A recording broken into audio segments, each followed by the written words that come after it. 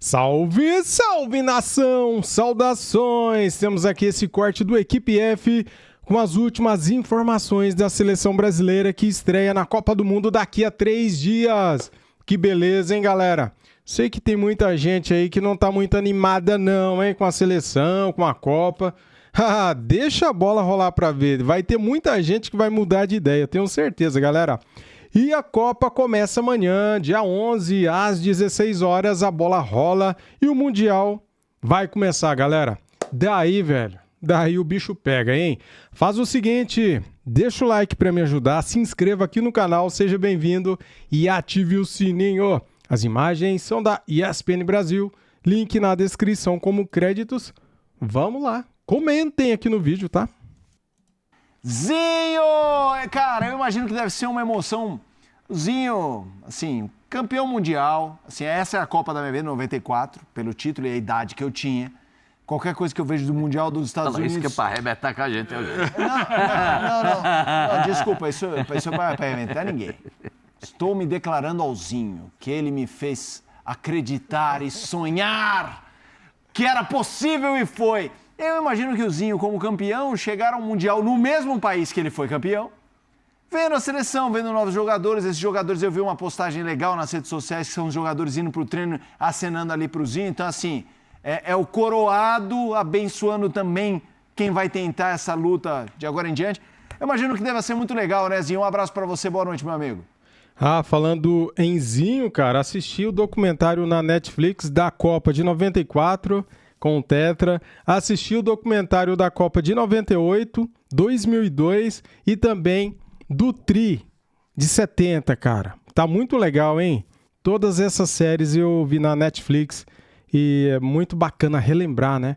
Como que foram conquistados todos esses títulos aí, 2002, 94 e 70. 98 bateu na trave, né? Quase que deu, mas infelizmente ficou com a França, né? Vamos lá. Boa noite, meu parceiro Felipe Mota, que bom estar com você também. Pascoal, que saudade de você, meu Pascoalzinho. O meu Eugênio Leal, a gente já esteve junto no programa mais cedo, né? Mais ali no horário da convocação. Sempre bom estar com vocês, maravilhoso. Um beijo ao fã de esporte. É sim, Felipe, é diferente, sabe? Você está num país que aqui a gente, depois de 24 anos...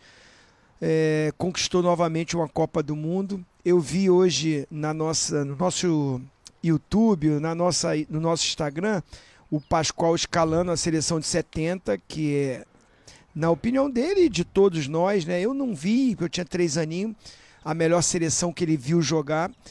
Então, depois de 70, só em 94 que a gente foi campeão de novo, demorou muito tempo. Foram grandes seleções que nós tivemos, mas que não conquistaram. A minha seleção, né, os meus ídolos, era a seleção de 82. Acreditava muito, né, que a gente ia conquistar aquela Copa do Mundo. Chorei demais, aquele moleque ali, adolescente, 15, 16 aninhos, sonhando em ser jogador de futebol, já na categoria de base. Não aconteceu, mas eu tive a oportunidade. Os meus grandes ídolos, né, foram referências para mim, eu chorei. Aí depois aqui nos Estados Unidos, 94, foi um choro de alegria, de emoção, de ser campeão. E voltar aqui, é claro que me remete sim. Ainda mais que o pessoal não deixa eu esquecer, né, rapaziada? Quando eu chego aqui, os torcedores, é tetra, foi aqui, 24 anos depois, de novo, vai ser aqui. Cara, é coincidência, né, de novo, vai ter no Canadá, no México, mas a grande final é aqui em New Jersey, dia 19 de julho. Dia 19 de julho, o dia que eu nasci. Olha aí que coincidência, já pensou, cara, no dia do meu aniversário, o Brasil conquistando o Hexa? Meu pai, hein? Que presentão, já pensou que loucura?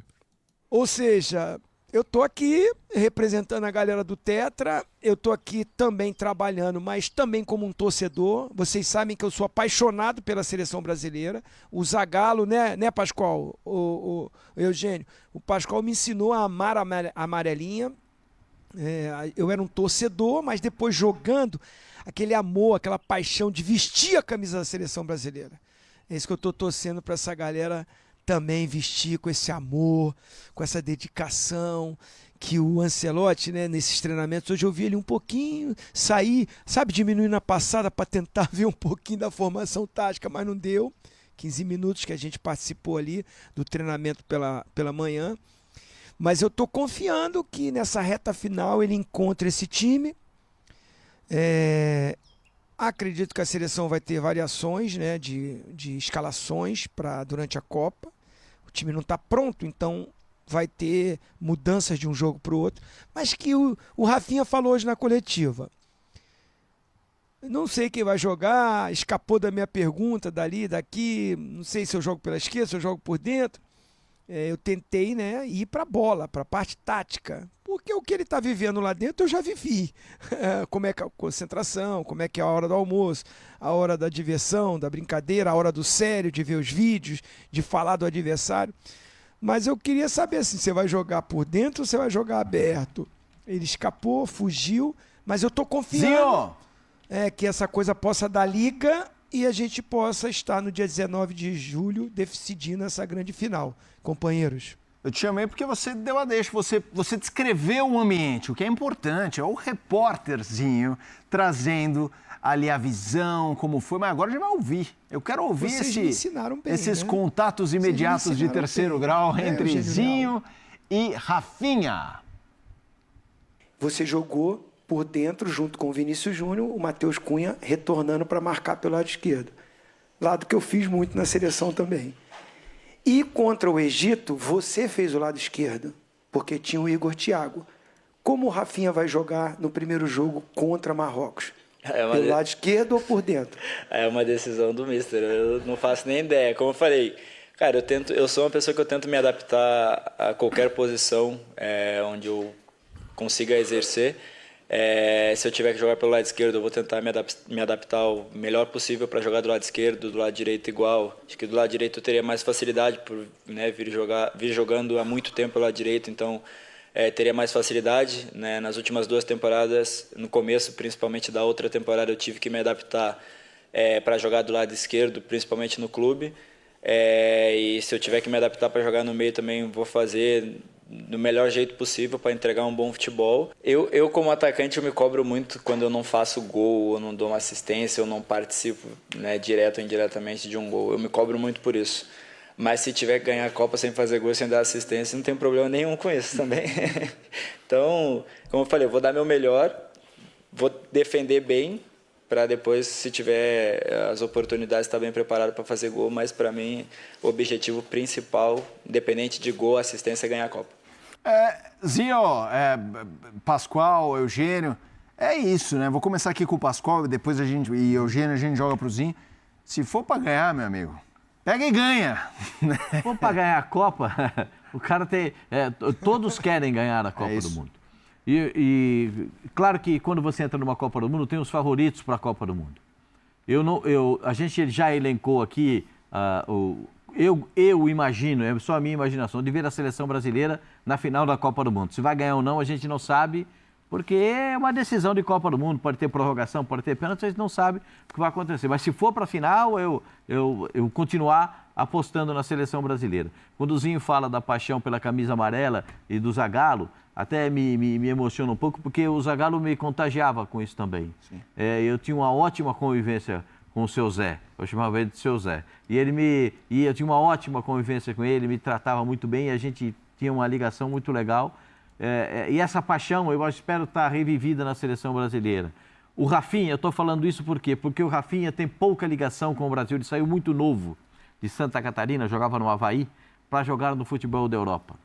Então, essa pouca identificação dele não jogar no futebol brasileiro, talvez tenha aquela visão do torcedor brasileiro de não entender muito bem como é que ele joga, quais são as possibilidades de aproveitamento do Rafinha. O Rafinha pode jogar como aberto pela direita, que ele já jogou no Barcelona.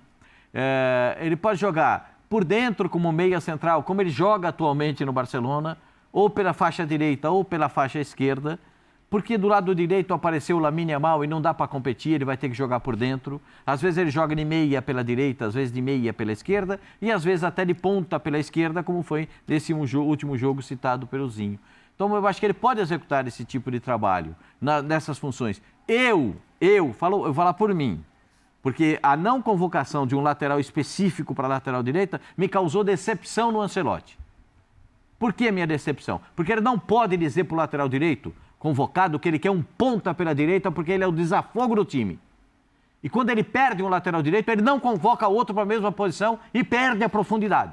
Mas você preferia que fosse um lateral mesmo que fosse ruim? Não, fosse o Vitinho. O Vitinho não é ruim. Não, ruim não, mas... O Vitinho mesmo não é que ruim. fosse pouco representativo. Você precisa dar profundidade pelo lado do campo. Eu entendo como o Zinho, na pergunta que o Zinho falou, eu fiz muito esse... Não necessariamente precisa dar profundidade. Ué, ele tem os alas, cara. O Rafinha pode dar essa profundidade, né? Ele precisa ali também de um lateral que faça contenção, né, galera? Que saiba recompor, que saiba proteger bem, né, cara? A lateral, a zaga, né? Então, assim, eu acho que alguns comentários aí de alguns comentaristas eu não concordo, mas nem 1%. Esse é um. Lado esquerdo, porque o Zinho dava opção. Perdi a bola, aqui ó, voltou, como diria lá no interior, segura o Zarfo. Segura o Zarfo. Ganhou a bola, vamos jogar. Aparece lá Zinho, aparece lá Bebeto, aparece Tudo lá bem, Romário. mas aí era o Jorginho que fazia Entendeu? isso. O Jorginho me parece que se tivesse à disposição seria chamado. Não, o Jorginho seria o concurso. Né? Pô, ele jogava pra caramba. Se pô. fosse o Cafu, seria o O concurso. reserva também. Exato. Se fosse o Cafu, seria o concurso. Se O fosse reserva era o Cafu, gente. Sim, Então, não, jogo a final. Se fosse o Jorginho, seria o concurso. Se fosse o Carlos Alberto Torres, nem precisava, porque o Zinho falou que eu falei da seleção de 70. Para mim, Esse jogava, hein? Carlos Alberto, esse daí era monstro. Jogava demais, cara. a melhor seleção que eu vi jogar. Acho que todos, A FIFA também coloca a seleção brasileira, a indicação da FIFA, a seleção de 70 como a melhor seleção de todos os tempos. Então, para mim, a minha visão do Rafinha é uma dessas posições, mas eu o colocaria aberto pela direita. Porque o Mazraoui, o lateral esquerdo, é tão bom quanto o lateral direito. Ah, mas o Hakimi é o melhor, mas o outro... Você viu o gol que fez a seleção de Marrocos? Quem que passou igual um foguete lá pela esquerda? Um absurdo. Mas ele não era um foguete passando pela esquerda. Você precisa de alguém ali. Ah, mas o Danilo não dá conta. Se o cara dá um tapa no fundo, o Danilo não vai chegar. Você precisa ter uma cobertura ali pela direita. Eu tô pensando o jogo. Olha a minha cabeça. Você tá nervoso, hein, Pascoal? Não tô nervoso. Você tá tenso. Eu tô pensando, porque vou falar assim, eu fico tenso nessa hora de estreia. A minha cabeça eu tô tentando pensar como treinador da seleção brasileira. Se ele vai colocar 4 jogadores com poder de marcação na defesa, ele vai precisar de alguém de apoio para esses caras. Na esquerda, já sabe como é que joga o lado direito da seleção de Marrocos. O Brahim Dias fechando por dentro, abrindo corredor para o lateral. Hakimi. E é o Hakimi. É fraco o lateral. Do lado esquerdo... Melhor do mundo na posição. Do lado esquerdo, o ex-azulino não vai jogar porque tá com problema no joelho. Sim. Sorte, assim, Deus escalando, dando sorte. Sabe? Porque se o cara joga... Chumbo nele, né? O Pascoal no modo... Se o cara Eles joga... perderam o lado esquerdo, né? Ó a sorte, ó. Já vendo? Se não jogar o Mazraoui lá do lado esquerdo, eu não vou ficar triste, não. Porque é um a menos para passar igual um foguete em cima da seleção brasileira. Sim. Então, você está entendendo a minha visão? São preocupações. Acho que do nosso lado tem o Vinícius Júnior, né? Do nosso lado tem o Rafinha, tem o Lucas Paquetá, tem o Endrick, que pode entrar nesse time, né? Do nosso lado também temos armas, né, cara? Não é só elogiar o outro lado, né? O adversário. A seleção do Brasil não é fraca, não, cara. Se eles jogarem 70% do que podem, a seleção brasileira é muito forte. A seleção de Senegal, do Marrocos, perdão. A seleção do Marrocos é boa. É boa. Tem vigor, tem intensidade. É um time forte, né, cara? Um time que tem muita polivalência na defesa, né? É um time que sabe sair jogando também. E tem aí o lateral Hakimi, tem uns caras muito, muito bons, né? É um time perigoso, tá? Esse time do Marrocos. o Zinho nem pode tirar todas essas minhas preocupações, porque ele não conseguiu ver um treino inteiro da seleção brasileira. Ninguém, né?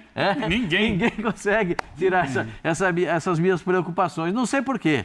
Eu tô preocupado, cara. Tô preocupado. Conhecendo, eu acho que é o mais adversário mais complicado para a Sem seleção. dúvida. Eugênio.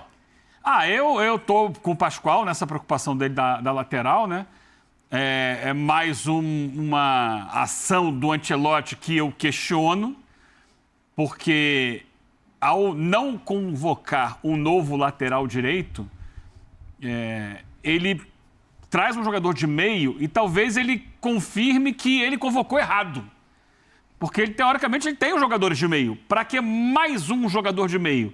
Então, talvez ele tenha olhado para o time depois que se reuniu e pensado, não está suficiente o que eu tenho aqui de meio-campistas. Então, vou tentar, já que eu tenho o Danilo e o Ibanez que pode quebrar o galho ali, eu vou tentar dar uma reforçada no meio. Deveria ter feito isso antes. Eu acho que é uma maneira dele reconhecer que errou. Ia ter que tirar um atacante. Sim. Para não cometer esse equívoco. Mas aí são outros 500. Eu entendo, não quero parecer que estou gongando, mas eu só acho que realmente Vitinho e o Paulo Henrique, bons jogadores, na Copa iam chegar assim, não iam ser usados, eu também acho que isso... Eu acho difícil o Ederson ser usado também. Sim. Mas a não ser que o Paquetá... O Ederson foi passear, né, cara? O Ederson não vai jogar. É mais fácil o Everton jogar do que o Ederson. Se machuque. Aí o Ederson é o jogador da função. Mas aí qualquer um pode se machucar. Mas essa é uma posição também de muita suspensão. Pera aí, eu tô falando do... Porra, eu não tô falando do volante, eu tô falando do goleiro. Ederson não é o nome do goleiro? Terceiro goleiro? Vai ter cartão amarelo, a Copa é maior e tal. Então... Mas eu acho que ali é meio que uma confissão de erro dele, do Ancelotti. Para mim, mais um erro dele que dá origem da convocação. Agora, com relação ao que o Zinho estava falando ali do Rafinha, o que eu entendo é o seguinte, esses caras vão ter posição sem a bola, no momento defensivo. Com a bola, o que vai determinar o posicionamento deles é justamente o posicionamento da bola.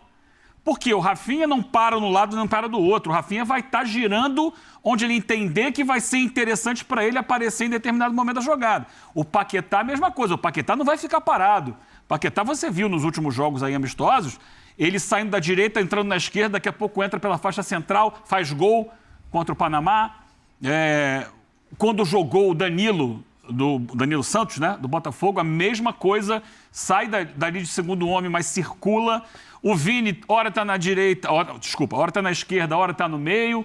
O Matheus Cunha. Então, o que eu acho é o seguinte, com a bola, o que vai determinar posicionamento é a bola. Onde a bola está? A partir desse momento, eu vou me posicionar para tentar me encaixar na jogada que está sendo construída.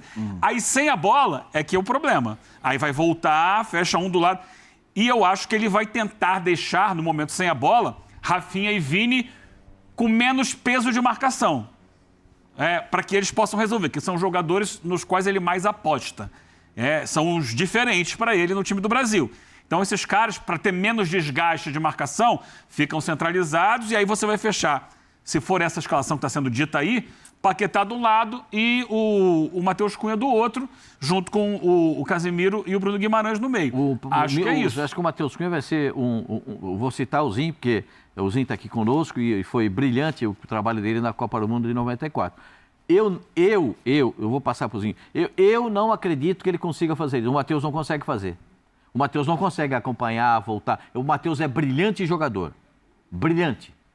Na posição dele, de segundo atacante, de ponta de lança, né? 8,5.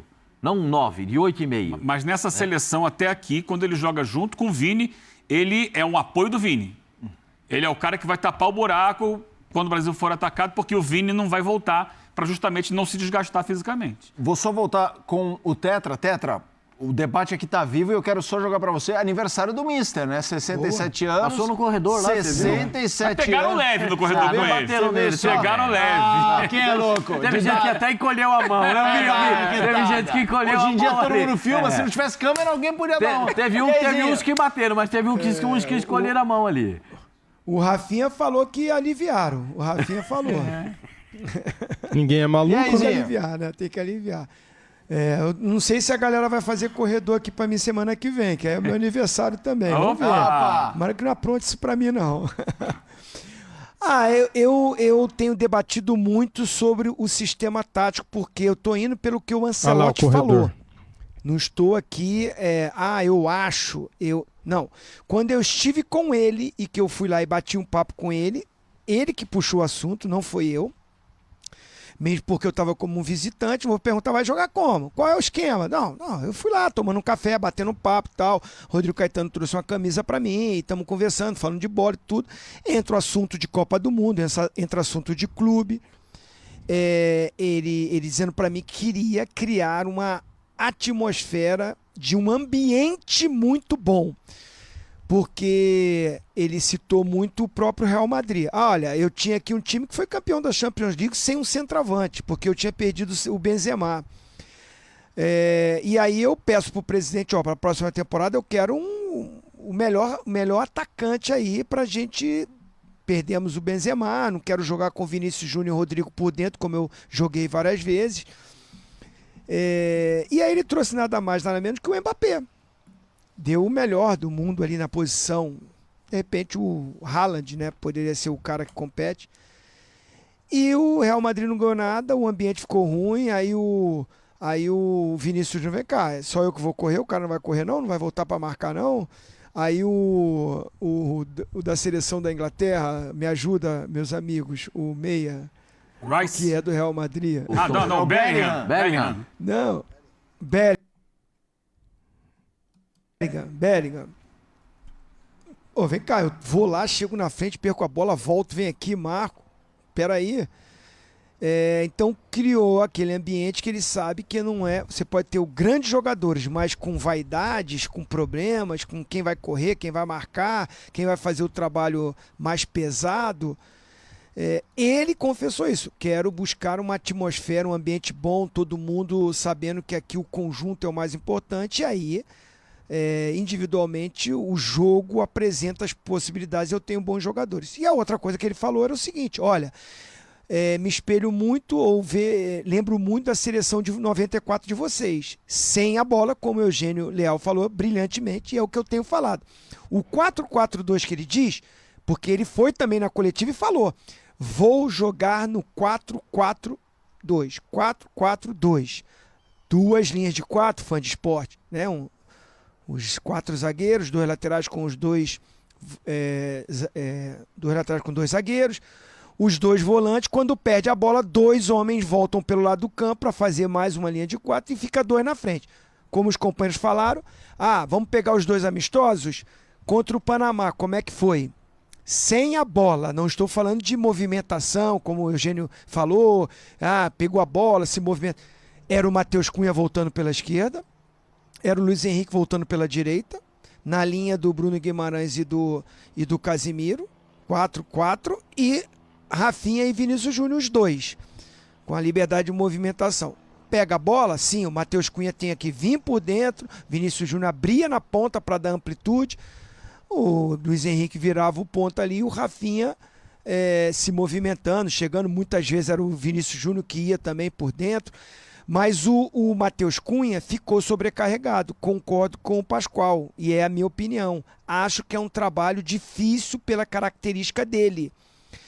Se for assim que vai jogar o primeiro jogo contra Marrocos, ele com essa função de voltar sem a bola pelo lado esquerdo para marcar lá na linha dos volantes, para ajudar o Alexandro ou o Douglas Santos, e depois, quando roubar a bola, ele ter que virar o meia por dentro para dar o corredor para o Vinícius Júnior, para o Rafinha, fica pesado.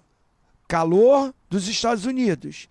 Time do Marrocos organizado, boa equipe. Aí vem aquela cobrança em cima de um cara que vai mudar de característica, porque ele não joga assim no Manchester United. E confesso que eu não lembro, antes desses amistosos, que ele estava fazendo essa função sempre. Acho que é demais para o Matheus Cunha, que é ótimo jogador, e eu prefiro ele por dentro também. Então o Ancelotti tem que decidir isso. Vai reforçar esse meio com o Paquetá? Vamos para o segundo jogo contra o Egito. O começo do jogo, não estou falando depois das movimentações, que aí ele mexe. Mas ele saca do time o Matheus Cunha, bota o Igor Thiago como centroavante. Vocês lembram muito bem. Tira o Luiz Henrique também do time e coloca o Paquetá. No início do jogo, na minha visão, era o Paquetá voltando pela direita, O Rafinha um pouco mais para a esquerda, revezando com o Vinícius Júnior, com um centroavante lá. E os 2 volantes. Então, por isso que eu perguntei para o Rafinha, você vai jogar pelo lado esquerdo? Não pensei ele pelo lado direito, porque se o Paquetá jogar, como estão dizendo que vai ser essa escalação, pelo menos no amistoso eu vi ele mais pelo lado direito. Só que ele jogou um tempo só. São dúvidas. Agora, eu acho que assim, vai dar liberdade, como ele falou. Quando tiver a bola, não vai ser igual ao 94. Por quê? Zinho, você que ficava mais posicional, mais pelo lado esquerdo, não, o cara que estiver pelo lado esquerdo vai ter liberdade de movimentar, vai vir por dentro, o Rafinha pode ir lá na direita e tal. Aí o que o Eugênio fala, para fechar a minha participação aqui nesse assunto, perdeu a bola, o Rafinha tá onde? Tá na direita? Volta pela direita. Quem tá pela esquerda? O Vinícius Júnior e tal. Tem que ser muito bem treinado isso. Tá bonzinho. Deu aula, cara. Isso aí. Galera, ó, nosso fundo aqui tá bem criativo, hein?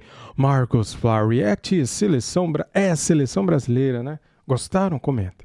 Viu? Vou trazer aqui para vocês a provável escalação da seleção brasileira com os nossos rubro-negros. Cara, a lateral será rubro-negra, tá? As 2 laterais. E lá no meio, Lucas Paquetá também será titular. Tudo indica que sim, tá, galera? Escalação da seleção, Ancelotti indica Danilo e Alexandro nas laterais para a estreia da Copa do Mundo. Isso nos dá muito orgulho, né? Os nossos laterais representando a seleção brasileira na Copa do Mundo. O nosso meio-campista também, né? Aquele cara mais caro da história do futebol brasileiro, vindo da Europa para o Brasil, Lucas Paquetá. Bem, há 3 dias da estreia da Copa do Mundo, o técnico Carlo Ancelotti começa a esboçar a escalação da seleção brasileira para enfrentar Marrocos. Em treino realizado na manhã desta quarta-feira, o treinador mesclou titulares e reservas em boa parte da atividade, mas deu indícios do Brasil que entrará em campo no sábado às 19 horas, horário de Brasília. E vocês viram, galera, quem apareceu lá? Spike Lee, com a camisa da seleção brasileira, hein? Que moral, hein? Em alguns momentos, Ancelotti armou a linha defensiva com Danilo, Gabriel Magalhães, Marquinhos e Alexandro, indicando que os laterais do Flamengo iniciarão a partida. As laterais eram posições com dúvidas, com Ibañez, Douglas Santos, também brigando por vaga. Mais à frente, a tendência é que o Brasil tenha Casemiro e Bruno Guimarães, Lucas Paquetá e Rafinha, Vinícius Júnior e Matheus Cunha. Porém, nessa quarta, Luiz Henrique, Gabriel Martinelli e Igor Thiago, junto com Endrick, também foram testados no setor. Ainda restam mais 2 treinamentos antes da partida contra o Marrocos, quando Ancelotti deve confirmar a equipe. A provável formação do Brasil para a estreia na Copa é a seguinte: Alisson, Danilo, Gabriel Magalhães, Marquinhos e Alexandro, Casemiro e Bruno Guimarães, Lucas Paquetá, Rafinha, Vinícius Júnior e Matheus Cunha. No treino dessa quarta ainda houve o trote a Ancelotti, né? Tapinha na cabeça, nas costas, porque ele fez hoje 67 anos, aniversário do Mister. E a visita do cineasta americano Spike Lee. O Brasil está no grupo C da Copa, que também tem Escócia e Haiti, além de Marrocos. Tá aí, galera, os jogos e horários, tá? Belezinha? Muito obrigado a todos, muito obrigado, tamo juntos. Deixa o like, se inscreva no canal e ative o sininho. Valeu!